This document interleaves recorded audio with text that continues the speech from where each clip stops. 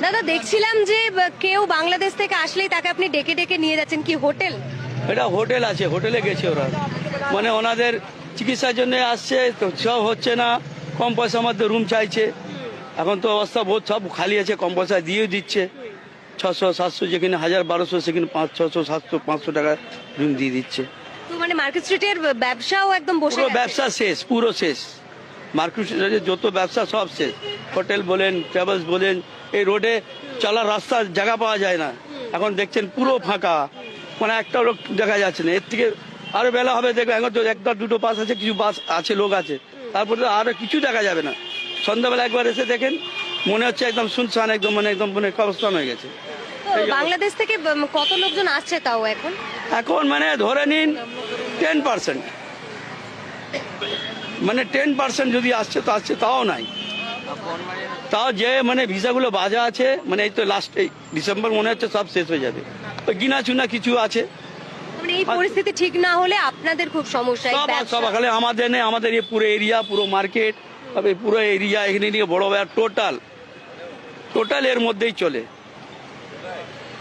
Total ব্যবসা শেষ।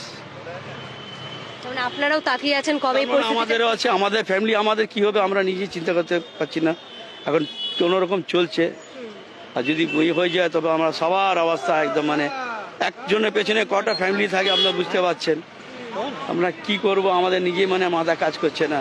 তবে যারা লাখ লাখ টাকা ভাড়া দিয়ে হোটেল নিয়ে আছে তাদের কি অবস্থা, হ্যাঁ, এই সব ট্রাভেল সব ভাড়া নিয়ে আছে, সবার মানে বহুতই গমনীয় অবস্থা হয়ে গেছে।